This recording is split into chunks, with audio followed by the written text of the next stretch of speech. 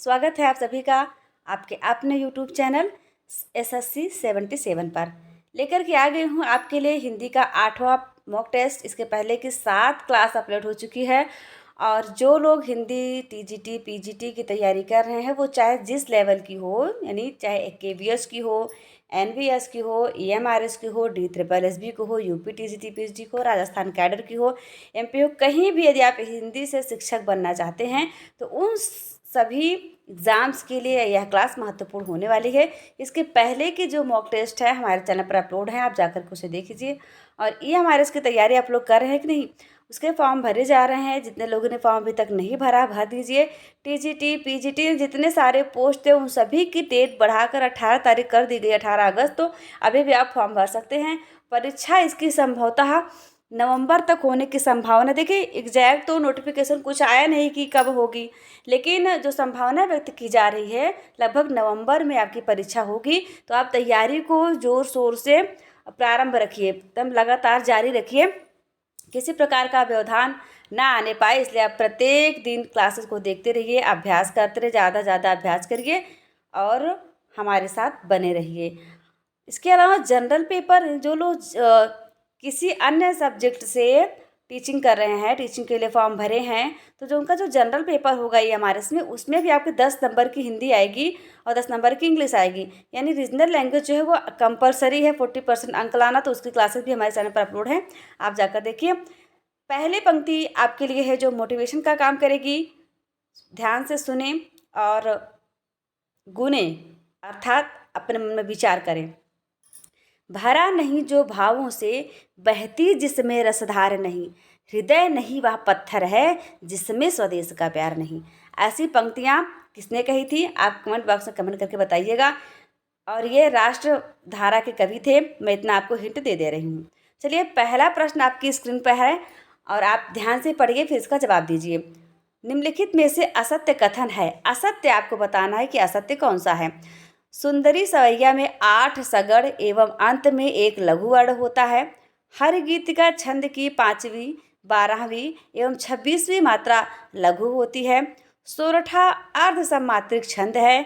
चौपाई छंद में पहले चरण की दूसरे चरण से तीसरे चरण की चौथे चरण से तुक मिलती है। क्या ये सारे पॉइंट सही हैं? सही चारों पॉइंट नहीं है, इसमें से 3 ही सही हैं। एक पॉइंट आपका जो है वो असत्य है, तो आपको बताना है कि वह पॉइंट या वह बिंदु कौन सा है। जी हाँ मित्रों, वह बिंदु आपका हो जाएगा ऑप्शन नंबर ए। आप सोचेंगे कि क्यों अशुद्ध है, ये क्यों गलत है। तो जो सुंदरी सवैया होता है, सुंदरी सवैया में 8 सगड़ तो होता है, यह भी सही है, लेकिन अंत में एक लघु होता है, यह सही नहीं, बल्कि लघु नहीं बल्कि एक गुरु वर्ण होता है। यानी आप इसको ध्यान रखिए, सुंदरी सवैया में 8 सगड़ और अंत में एक गुरु वर्ण होते हैं, तब आपका ये भी सही हो जाएगा। उसके अलावा हर गीत का छंद की 5वीं 12वीं एवं 26वीं मात्रा लघु होती है। सोरठा एक अर्ध समात्रिक छंद है। चौपाई छंद में पहले चरण के दूसरे से और तीसरे चरण के चौथे से जो है तुक मिलती है। यह भी महत्वपूर्ण बिंदु है, ध्यान रखिए इसको। अगला प्रश्न आपके लिए स्क्रीन पर पंक्ति है, आपको बताना ये पंक्ति में कौन सा रस है। और जो टेक धरि मन माही, न छाड़ी हौ को करो बहुतेरो, धाक रही है युधिष्ठिर की, धन धाम तजो पैना बोलत फेरो। देखिए चलिए, इसमें आप तब तक आप पहचान कर रहे हैं कौन सा रस है, तब तक हम आपको इन रसों के बारे में बता देते हैं। थोड़ा सा आपको हम व्याख्या कर देते हैं। करुण रस जिसका अस्थाई भाव जो होता है वह शोक होता है। क्या होता है?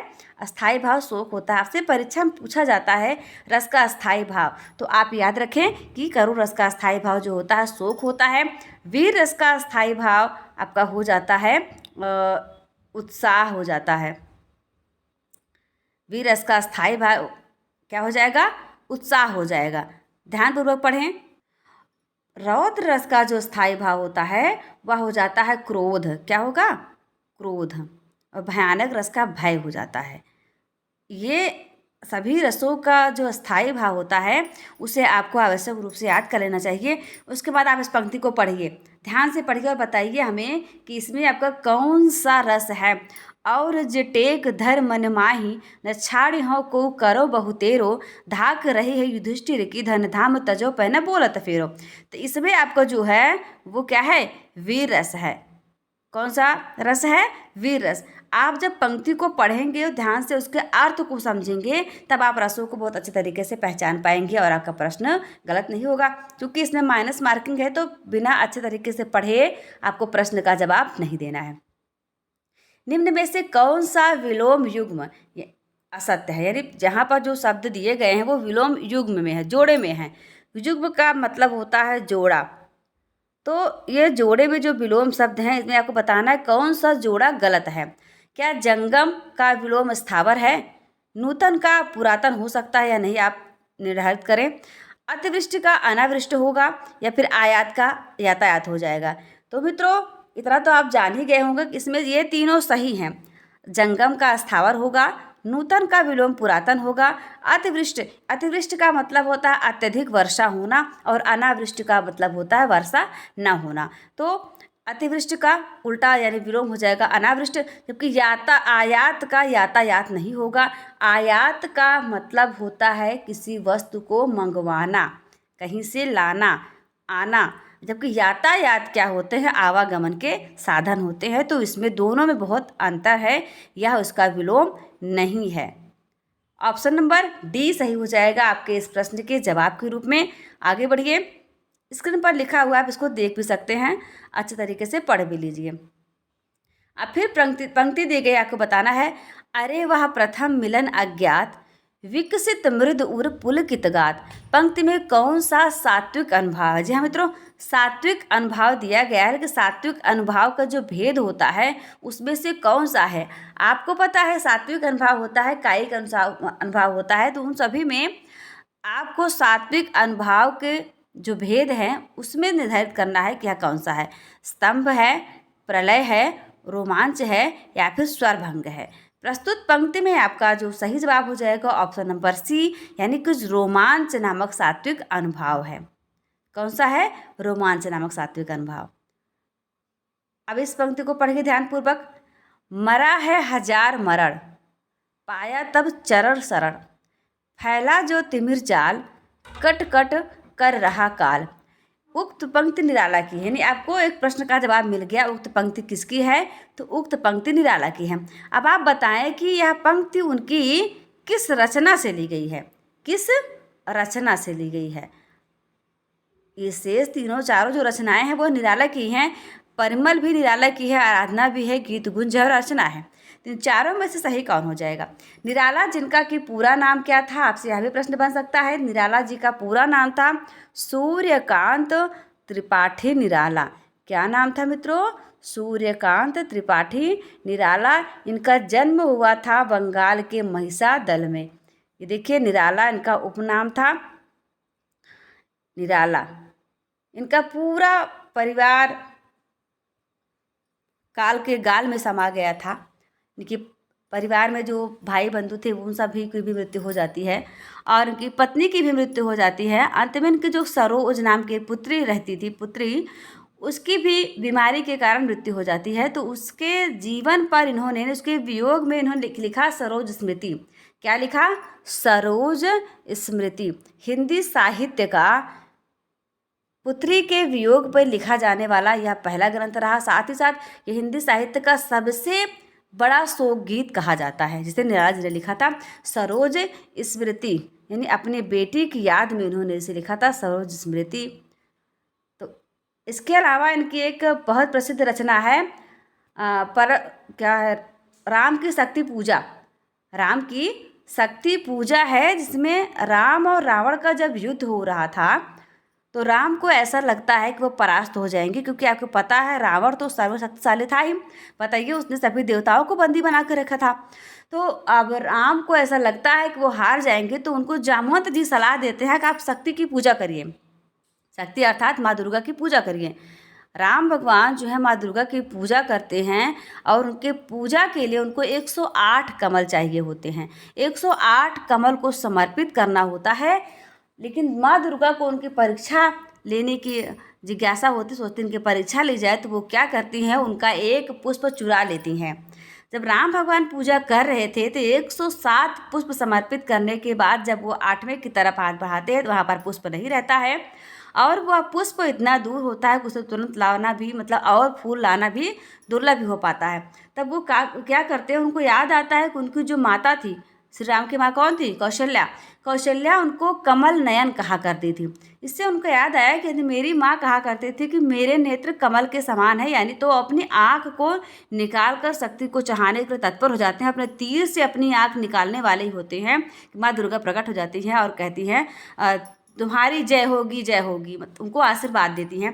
तो इस प्रकार का वर्णन जो है उसमें निराला जी ने किया है, बहुत ही अच्छा, और आपके यूपीएससी के सिलेबस में शामिल है। राम की शक्ति पूजा जो है यूपीएससी के सिलेबस में शामिल है, आपको ज़रूर पढ़ना चाहिए। मैं आपसे कहना चाहूँगी यदि आपको वक्त मिले तो आप ज़रूर पढ़िए। फिलहाल इस प्रश्न का जवाब दीजिए, क्या परिमल में उन्होंने लिखा है या आराधना में, गीत गुंज में, अर्चना में? तो ऐसा उन्होंने दिया था आराधना में। किसमें? आराधना में, यानी ऑप्शन नंबर बी सही हो जाता है। ये देखिए बहुत ही शानदार पंक्ति है, पढ़ने में ही आपको बहुत अच्छा लगेगा। जय राम रमा रमनम समनम भवताप भयाकुल पाहि जनम। क्या है? जय राम रमा रमनम समनम भवताप भयाकुल पाहि जनम। उक्त पंक्ति में सवैया छंद का कौन सा भेद है? यानी आपको ये बता दिया कि सवैया छंद है ये, लेकिन सवैया छंद का कौन सा भेद है? तो किरीट है, अरसात है, सुमुखी है, या फिर दुर्मिल है। मित्रों यहाँ पर ऑप्शन नंबर डी सही हो जाएगा, क्योंकि इसमें दुर्मिल जो है वह सवैया का भेद है और वही है इसमें। अब दुर्मिल में क्या होता है? दुर्मिल में 8 सगड़ होते हैं। क्या होते हैं? सगड़। कुछ लोग सगड़ नहीं जानते होंगे तो बताना पड़ेगा क्या आपको सगड़ क्या होता है। जहाँ 8 सगड़ हो वहाँ पर सवैया का दुर्मिल छंद होता है। सगड़ को हम आपको बता दें, आपका जो 12 सूत्र है, या माता राजभान सलगा, ये तो आपको आता ही होगा। छंद को पढ़ने के लिए आपको ये सूत्र आना चाहिए। या माता, देखिए या माता राज फिर भान सलगा, या माता राजभान सलगा। अब देखिए इसमें क्या होता है, 3 का जोड़ा बनता है और उसी में जितने आपको मात्राएं देखिए, जैसे आप देखिए या, माँ और ता, इन तीनों का आप ले लीजिए। पहले बन जाएगा यगड़, तो इसका मतलब क्या हुआ? यगड़ में तीनों गुरु होते हैं। फिर बनेगा आपका मगड़, है ना, या माता राजभान सलगा। इसी प्रकार से मगड़ बनेगा, फिर तगड़ बनेगा, रगड़ बनेगा, जगड़ बनेगा, भगड़, नगड़, सगड़, है ना, या माता राजभान सलगा। तो आपका बन जाएगा क्या? या माता राजभान, यहाँ पर सा, फिर यहाँ ला लिखा जाएगा, ला फिर गल, सलगा, या माता राजभान सलगा। फिर से लिख देते, थोड़ा सा यहाँ पर एक छूट गया था, या माता राजभान सलगा। तो इसी को कहा जाता है गढ़। ये 12 होते हैं, या माता राजभान सलगा, ये 12 गढ़ होते हैं। और आपको छंदों को पहचानने के लिए इनको याद करना पड़ेगा। या माता राजभान सलगा, ये ला है, ये देखिए, या माता राजभान सलगा। तो 12 गढ़ों को आधार बनाकर ही आप छंद को अच्छे तरीके से पहचान सकते हैं, क्योंकि छंदों की जो पहचान बताया जाता है कि अंत में 2 सगड़ हैं, किसी के 1 जगड़ है, किसी को 2 तगड़ हैं, वो इन्हीं से आप पहचानते हैं। अब ये देखिए संस्कृत की पंक्ति दी गई। मित्रों यदि आप हिंदी पढ़ते हैं तो संस्कृत तो आपके यहाँ अनिवार्य है, क्योंकि काव्य शास्त्र आपका जो दिया गया है आपके पाठ्यक्रम में शामिल है। ये आपकी जो क्लासेस आती हैं आप चैनल पर आपके लिए, वो सारी आपके अकॉर्डिंग टू सिलेबस है। पाठ्यक्रम से इतर आप एक भी क्वेश्चन नहीं पाएंगे। तो इसमें काव्य शास्त्र को दिया गया है। काव्य शास्त्र से प्रश्न उठाया हमने, प्रतिभा कारणम तस्य व्युत्पत्ति विभूषणम। काव्य हेतु के संबंध में कथन किस आचार्य, यानी काव्य के हेतु आपने पढ़ा होगा तो उसके संबंध में कथन किस आचार्य का है। मित्रों आपको बताते चले काव्य शास्त्र की क्लासेस भी हमारे चैनल पर अपलोड हैं, और जो नेट जेआरएफ वाली प्लेलिस्ट है यदि आप उसमें जाएंगे तो शायद यूनिट 3 में, नेट जेआरएफ के यूनिट 3 में आपका काव्य शास्त्र आता है। तो आप जाकर प्लेलिस्ट को देखिएगा, उसमें हमने पढ़ाया हुआ है काव्य शास्त्र को। तो अभी तक आपने नहीं पढ़ा, आप जाकर उसे पढ़ लीजिए, तो आप क्वेश्चन को सारे हल कर पाएंगे। प्रश्न का उत्तर दीजिए आप इसे पढ़ते हुए। क्या केशव मिश्र ने कहा है, या हेमचंद्र ने कहा है, वामन ने कहा, या फिर कुंतक ने कहा है? तो इस प्रश्न का सही जवाब हो जाएगा केशव मिश्र ने कहा है। क्या कहा है? प्रतिभा कारणम तस्य व्युत्पत्ति विभूषणम। ये आंसर भी आपको दिख रहा होगा यहाँ पर रेड कलर से। अब ये देखिए बहुत ही शानदार प्रश्न है, मजा आ जाएगा आपको पढ़ के एकदम। सारंग शब्द के अनेकार्थी शब्द कौन कौन से हैं? देखिए जो सारंग होता है इसके बहुत सारे अर्थ होते हैं। जैसे एक पंक्ति भी आपने सुनी होगी, सारंग सारंग से कहो सारंग गहो धर जाए, तो इसी प्रकार की पंक्ति बहुत सारे बन जाते हैं, इसमें आप समझ ही नहीं पाते किसका अर्थ क्या है। तो सबका, क्योंकि सारंग का ही बहुत सारा अर्थ हो जाता है। देखिए अब पढ़िए ध्यान से, और आपको बताना है इसमें सही कौन सा है उसको आप छांट लीजिए, फिर आप जो है गलत को छोड़ दीजिए। तो इसमें आपको सिर्फ ये बताना है जो सही है, जिसमें सारे ऑप्शन, जो ऑप्शन दिया गया है उसमें जिसमें सारे शब्द जो हैं वो सारंग के अनेकार्थी शब्द हों, वही आपको छांटना है। तो पहला है हिरण, मोर, सर्प, मेघ, पपीहा, राजहंस, कामदेव, मधुमक्खी। दूसरा है हिरण, मोर, शिव। देखिए शिव नहीं है, सारंग का मतलब शिव नहीं होता है। मेघ, पपीहा, राजहंस, कामदेव, मधुमक्खी। फिर आपका हिरण, मोर, पूज्य। अब मेघ भी नहीं, मेघ तो है, पूज्य नहीं होता है। पूज्य, हिरण, मोर तो है लेकिन पूज्य नहीं है। मेघ, पपीहा, राजहंस, कामदेव, मधुमक्खी। आप चौथे में देखिए, आप हिरण, मोर, सर्प, मेघ, शहद, सारंग का पर्यायवाची का अनेकार्थी शब्द नहीं है। राजहंस, कामदेव, यानी तीनों में आपने देखा कि एक अलग अलग आ गया, लेकिन जो ऑप्शन नंबर ए है उसका सारे शब्द वही हैं जिसका मतलब सारंग होता है, यानी हिरण, मोर, सर्प, मेघ, पपीहा, राजहंस, कामदेव और मधुमक्खी, इन सभी का मतलब होता है सारंग। तो आप समझ गए होंगे सारंग को, इसकी स्क्रीनशॉट ले लीजिए आप और इसको याद कर डालिए, गलती नहीं होनी चाहिए आपसे, है ना। ऑप्शन नंबर ए को अच्छे तरीके से याद कर लीजिए। अब आप हमें बताएं, ये मन रोचक क्या है? मन रोचक अक्षर परय, सोहे शिथिल शरीर, गुण प्रसाद जल सूक्त जो, प्रकट अर्थ गंभीर। ये प्रसाद काव्य के गुण के संबंध में यह कथन किस आचार्य का है? क्या आचार्य देव ने कहा है, श्रीपति ने कहा है, चिंतामणि ने कहा है, या फिर भिखारी दास ने कहा है? तो ऐसा किसने कह दिया है? भिखारी दास ने। भिखारी दास कहाँ के रहने वाले थे? ये आपका जो प्रतापगढ़ पड़ता है उत्तर प्रदेश में, प्रतापगढ़ में आपको ट्यूंगा नामक एक स्थान है, वहीं के ये रहने वाले थे। वहाँ पर इनका एक स्मारक छोटा सा बना हुआ है। ये आदि कवि कहे जाते हैं भिखारी दास जी। इन्होंने काव्य शास्त्र पर बहुत अच्छी रचना लिखी है और हमने आपको उसको प्रैक्टिस सेट में पढ़ाया भी है। मैं आपसे कहना चाहूँगी, यदि आपने EMRS का फॉर्म भरा है और जनरल पेपर की तैयारी के लिए आप भटक रहे हैं, तो आपको भटकने की आवश्यकता बिल्कुल नहीं। हमारे ही चैनल पर हमारे सर के द्वारा बहुत अच्छी क्लासेस चलाई जा रही हैं जनरल पेपर के लिए।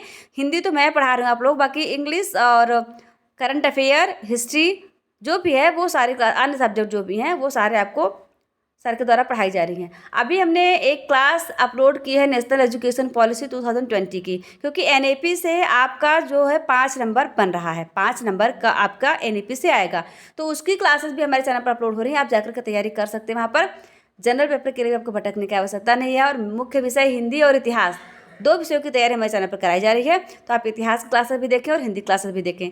इसके बाद आपकी जनरल हिंदी क्लास फिर से आने वाली है। मित्रों, यदि आप मुख्य परीक्षा में हिंदी फॉर्म भरे हैं TGT PGT के लिए, तो जो जनरल की क्लासेस आती हैं वो अभी आप देखिए, क्योंकि आपके पाठ्यक्रम में वो सारे टॉपिक शामिल हैं जो जनरल में शामिल हैं। हाँ, जनरल वालों की क्लास में साहित्य नहीं शामिल है, तो वो इसको चाहे देखें चाहे ना देखें। फिलहाल व्याकरण के प्रश्न मैंने इसमें शामिल किया है क्योंकि आपके पाठ्यक्रम है, तो वो अगर व्याकरण के प्रश्नों की दृष्टि से देखें तो उनके लिए काम की क्लास है, उसे भी देख सकते हैं। लेकिन मुख्य परीक्षा वाला तो बिल्कुल भी किसी भी क्लास को नहीं छोड़ेंगे, आप दोनों क्लास देखिए, ठीक है।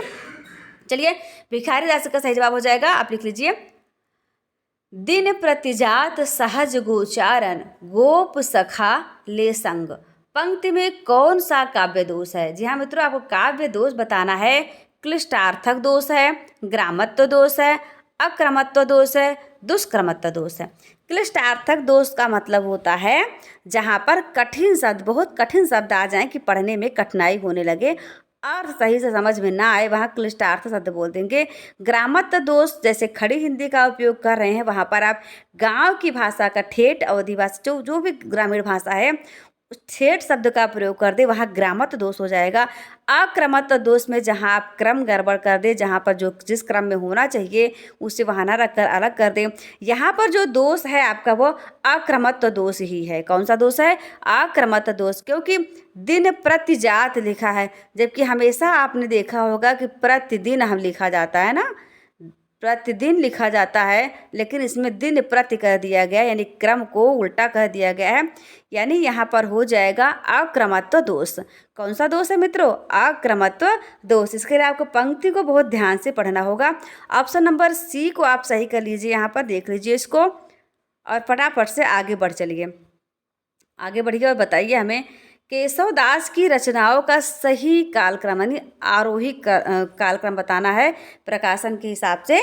तो क्या रसिक प्रिया का पहले थी रामचंद्रिका रतन भवानी विज्ञान गीता वाला सही है आपका, या फिर रसिक प्रिया रामचंद्रिका विज्ञान गीता रतन भवानी वाला सही है?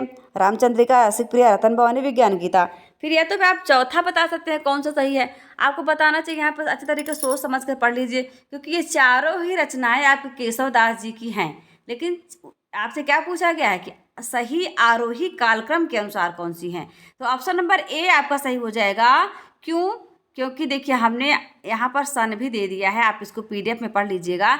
रसिक प्रिया का जो प्रकाशन वर्ष रहा है वह 1991 रहा है, और रामचंद्रिका 1601 में प्रकाशित हुई, रतन बावनी 1607 में प्रकाशित हुई, जबकि विज्ञान गीता का प्रकाशन हुआ था 1610 ईस्वी में। इसलिए इसका जो प्रकाशन के अनुसार आरोही कालक्रम आपसे पूछा जा रहा है, जवाब हो जाएगा option number A. Red colour में बहुत ही शानदार दिख रहा है ये, है ना। चलिए बताइए, अशुद्ध वाक्य की पहचान करनी है। गाय बहुत देर से रंभा रही है, चिड़िया पेड़ों पर चहकती रहती है, कोयल की कूक प्यारी लगती है, मोर का टी टी करना किसे पसंद आता है। तो आप सोचिए और समझिए, ये पशुओं की बोली पर आधारित प्रश्न हैं जिसमें आपको अशुद्ध की पहचान करना है। गाय रंभाती है कि नहीं रंभाती है? बिल्कुल रंभाती है। चिड़िया चहकती है कि बोलती है? चिड़िया चहकती है। कोयल कूकती है ना, कू कू करती है, कोयल सी तेरी बोली भी होती है कू कू कू करके, है ना, गाना भी है। तो क्या मोर जो है वो टी टी करता है? बिल्कुल नहीं, मोर टी टी नहीं करता। तो फिर क्या करता है बताइए? आपने मोर की आवाज़ को नहीं सुना है? हाँ, सुना तो होगा ही। तो मोर की आवाज़ जो है वो टी टी करना नहीं है, इसलिए आपका ऑप्शन नंबर डी गलत हो जाएगा। शेष तीनों ही सही है। आगे बढ़िए और बताइए, हरिवंश राय बच्चन की किस रचना का प्रकाशन वर्ष जो है वो सही नहीं है? चारों ही रचनाएं हरिवंश राय बच्चन जी की हैं। कौन कौन सी? सूत की माला, मिलन यामिनी, त्रिभंगिमा, चार खेमे 64 खोटे। ये चारों रचनाएं उनकी तो हैं, लेकिन ऐसे पूछा जा रहा है प्रकाशन वर्ष। चलिए यहाँ पर थोड़ा सा हम और जान लेते हैं इनके बारे में। हरिवंश राय बच्चन जी को 1991 में सरस्वती पुरस्कार दिया गया था। किस पर? उनकी आत्मकथा पर। और उन्होंने अपनी आत्मकथा को लिखा है 4 भागों में। 4 भागों का नाम आपको याद होना चाहिए। क्या भूलूं क्या याद करूं, नीड़ का निर्माण फिर, बसेरे से दूर, नीड़ का निर्माण फिर, बसेरे से दूर, क्या भूलूं क्या याद करूं। 4 भागों में उन्होंने लिखा है और इसे ही सरस्वती सम्मान दिया गया 1991 में। तो इस प्रश्न का सही जवाब दीजिए आप। पढ़िए ऑप्शन को अच्छे तरीके से। सूत की माला का प्रकाशन वर्ष क्या 1946 है, मिलन यामिनी का 1959 में है, त्रिभंगिमा का 1961 है, चार खेमे 64 खूटे का 1962 में है। इसके अलावा इनका निशा निमंत्रण है और मधुशाला, मधुबाला, मधुकलश, खादी के फूल, ये सारी रचनाएं इनकी हैं।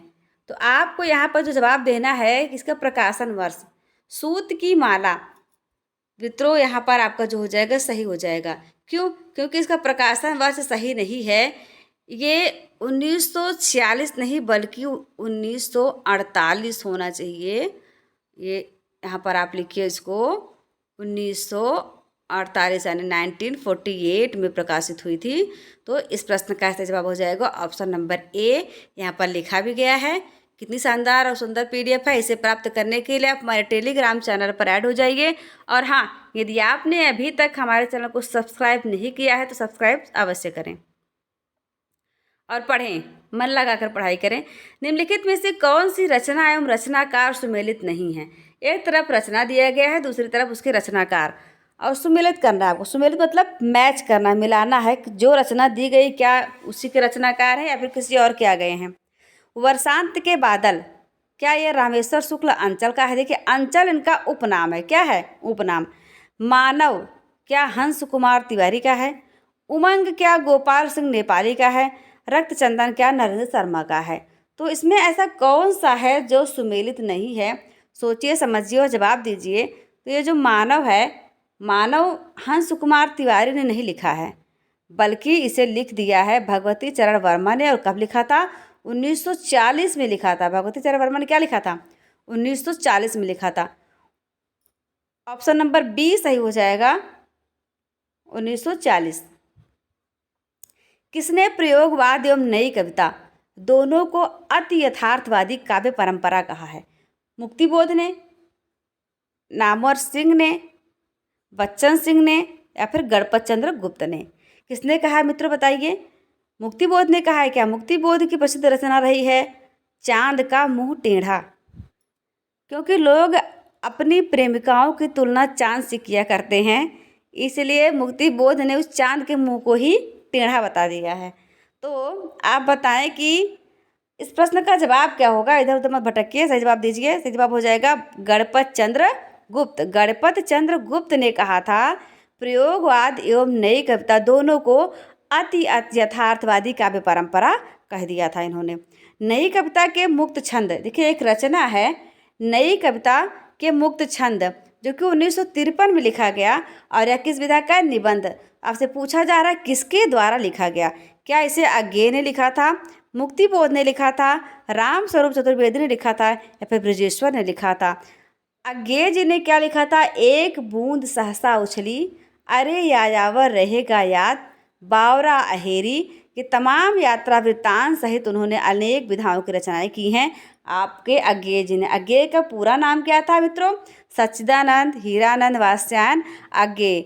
इस प्रश्न का सही जवाब सही हो जाता है ऑप्शन नंबर सी, यानी राम स्वरूप चतुर्वेदी द्वारा नई कविता के मुक्त छंद नामक रचना को 1953 में लिखा गया था, जो कि निबंध विधा की है। पश्चिमी हिंदी में सम्मिलित बोली कौन सी नहीं है? पश्चिमी हिंदी में सम्मिलित बोली को बताना है। कन्नौजी, बुंदेली, ब्रज, मारवाड़ी। तो पढ़ने से ही आपको लग रहा है क्या नहीं है भैया? मारवाड़ी। और मारवाड़ी कहाँ की है? राजस्थानी भाषा उपभाषा की है ना, बोलिए।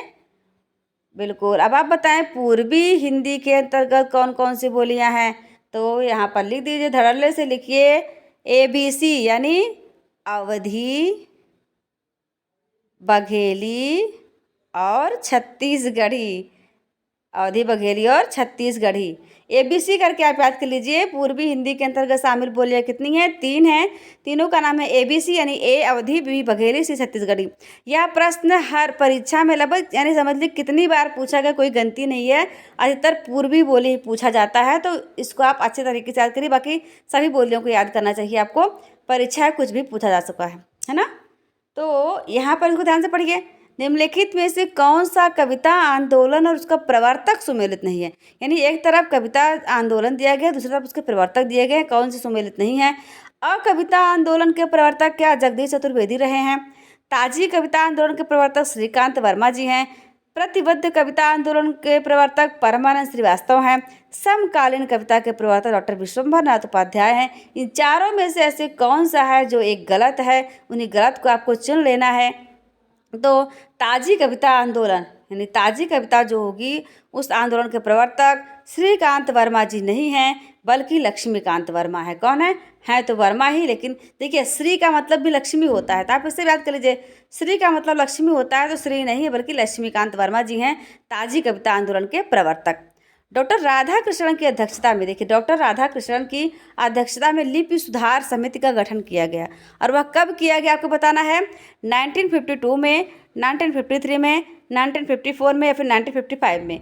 सही जवाब हो जाएगा ऑप्शन नंबर बी, यानी कि 1953 में इस आयोग का गठन, सुधार समिति का गठन किया गया था।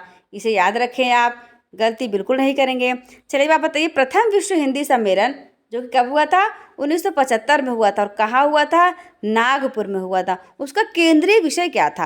यानी किस विषय को केंद्र में बनाकर, केंद्र में रखकर उस सम्मेलन का आयोजन किया गया था? हिंदी की अंतर्राष्ट्रीय स्थिति, विश्व में हिंदी के पठन पाठन की समस्या, अंतर्राष्ट्रीय भाषा के रूप में हिंदी, ये हिंदी देखो तो हिंदी है, ये विश्व रूप में हिंदी। तो मित्रों यहाँ पर इस प्रश्न का जो सही जवाब हो जाएगा ऑप्शन नंबर ए, यानी कि सबसे पहला ऑप्शन जो दिया गया है हिंदी की अंतर्राष्ट्रीय स्थिति, यह पहले सम्मेलन का केंद्रीय विषय था। और दूसरे ऑप्शन पर जो है वो दूसरे विश्व हिंदी सम्मेलन का था, यानी कि विश्व में हिंदी के पठन पाठन की समस्या यह दूसरे सम्मेलन का केंद्रीय विषय था। और अंतर्राष्ट्रीय भाषा के रूप में हिंदी यह तीसरे विश्व हिंदी सम्मेलन का केंद्रीय विषय था। और विश्व रूप में हिंदी यह चौथे विश्व हिंदी सम्मेलन का केंद्रीय विषय था। इन चारों बिंदुओं को आप भली भांति याद कर लीजिए, भूलना नहीं है आपको, अच्छी तरीके से पढ़िए, है ना। तो ऑप्शन नंबर ए इस प्रश्न का सही जवाब हो जाता है। इस पीडीएफ को देख रहे हैं आप, अच्छी तरीके से पढ़िएगा, आपको टेलीग्राम पर दी जा रही है, वो निःशुल्क दी जा रही है। तो आप टेलीग्राम में आइए, जाकर के टेलीग्राम में सर्च कीजिए स्मार्ट सिटी क्लासेस 77, वहाँ पर ऐड हो जाइए और आपको सारी पीडीएफ मिल जाएगी फ्री ऑफ कॉस्ट। निम्नलिखित में से किसने विकल्प पत्रिका का संपादन किया था? जी हाँ मित्रों, एक पत्रिका है विकल्प, उसी के संपादन के बारे में आपसे पूछा जा रहा है। क्या रघुवीर सहाय ने किया था, शैलेश मटियानी ने, प्रभाकर छोत्री ने या फिर नेमिचंद्र जैन ने? तो बताएं आप शीघ्र अच्छी तरीके से पढ़ें। शैलेश मटियानी महोदय जो थे वे रहे हैं क्या? इसके संपादक कौन थे? ये देखिए यहाँ पर स्लाइड हट गई है, लेकिन शैलेश मटियानी जो थे, ये ऑप्शन नंबर बी मैं आपको बता दे रही हूँ, आप लिख लीजिएगा। शैलेश मटियानी विकल्प पत्रिका का संपादन किया था इन्होंने। आगे बढ़िए। वाच्य कितने प्रकार के होते हैं? वाच्य क्या 2 प्रकार के होते हैं, 5 प्रकार के होते हैं, 3 या फिर 6 प्रकार के होते हैं? तो मित्रों वाच्य जो होता है वो 3 प्रकार का होता है। कौन कौन सा प्रकार? सबसे पहला आपका हो जाता है कर्तृवाच्य। कौन सा वाच्य? कर्तृवाच्य। दूसरा हो जाएगा कर्मवाच्य और तीसरा हो जाएगा आपका भाववाच्य। कर्तृवाच्य, कर्मवाच्य, भाववाच्य। कर्तृ, कर्म, भाववाच्य, ये 3 प्रकार के वाच्य होते हैं। जिस वाक्य में कर्ता की प्रधानता होती है वहाँ पर कर्तृवाच्य होता है, और जहाँ भाव की प्रधानता होती है वहाँ भाववाच्य, जहाँ कर्म की प्रधानता हो वहाँ कर्मवाच्य होता है। ऑप्शन नंबर सी सही होने वाला है यहाँ पर। अब आपको बताना भूतकाल के कितने भेद होते हैं? जी हाँ मित्रों, आप जानते हैं कि 3 काल होते हैं, भूतकाल, भविष्यकाल और वर्तमान काल। तो इसमें से जो आपका भूतकाल है इसके कितने भेद होते हैं? क्या 2 भेद होंगे, 5 भेद होंगे, 3 होगा या फिर 6 हो जाएगा? तो मित्रों सही जवाब हो जाएगा ऑप्शन नंबर डी, यानी कि इसके 6 भेद होते हैं। भूतकाल के समानता कितने भेद होते हैं? 6 भेद होते हैं, है ना। ये प्रश्न रिपीटेड, ये देखिए, ये जो मैं आपको बता रही थी वहाँ पर लिखा गया था निम्नलिखित में से किसने विकल्प पत्रिका का संपादन किया था? तो शैलेश मटियानी ने किया था। ये थोड़ा सा पेज आगे पीछे हो गया, कोई बात नहीं, आंसर मैंने आपको बताया था। जिसका संबंध पश्चिम से हो, जिसका संबंध पश्चिम से हो, वाक्य के लिए एक शब्द क्या होगा? जैसे आप पश्चिमी सभ्यता का अनुकरण करते हैं ना, क्यों? क्योंकि वो हमारे पश्चिम में स्थित, इसलिए पश्चिमी देश कहे जाते हैं। तो आप बताएं कि उसे आप एक शब्द में कहना चाहें, क्या कहें? क्या आप पौर्वात्य कह देंगे, पाश्चात्य कहेंगे, पश्चिमोत्तर कहेंगे या फिर अलौकिक कहेंगे? तो ऑप्शन नंबर बी सही हो जाएगा। क्यों? पाश्चात्य। पाश्चात्य यानी जिसका संबंध पश्चिमी देशों से, पश्चिम से हो, वह हो जाएगा पाश्चात्य। ऑप्शन नंबर बी को सही करें आप। मैथिली, देखिए मैथिली क्या है? भाषा है। मैथिली को राजभाषा का दर्जा कब प्रदान किया गया? 2001 में, 2004 में, 2003 में, 2004 में। हमारे जो 8वीं अनुसूची है, संविधान की जो 8वीं अनुसूची है, उसमें बोलियों को शामिल किया गया। वर्तमान में उसमें 12 बोलियों को शामिल किया गया। कितनी? 22 बोलियों को शामिल किया गया है। तो ये इकट्ठे ही 22 बोलियों को शामिल नहीं किया गया है। पहले 14 थी, फिर बढ़ाई गई, इस तरह से करके वर्तमान में 22 भाषाएं हो गई हैं। तो उसमें से आपसे पूछा जा रहा है कि मैथिली को कब राजभाषा का दर्जा दिया जाएगा? 2003 में। अब 2003 में कौन सा संविधान संशोधन हुआ था मित्रों? 2003 में 92वां संविधान संशोधन हुआ था। और इसमें कौन कौन सी भाषाओं को राजभाषा का दर्जा दिया गया था? तो बोडो, डोगरी, संथाली और मैथिली। कभी कभी एग्जामिनर यह पूरा उठा लेता है कि 92वें संविधान संशोधन द्वारा कौन कौन सी बोलियों को राजभाषा के रूप में शामिल किया गया? उसमें से एक ऑप्शन इसको हटा के लेगा, अदल बदल कर देगा, तो आप कंफ्यूज हो जाएंगे। बोडो, डोगरी, संथाली और मैथिली।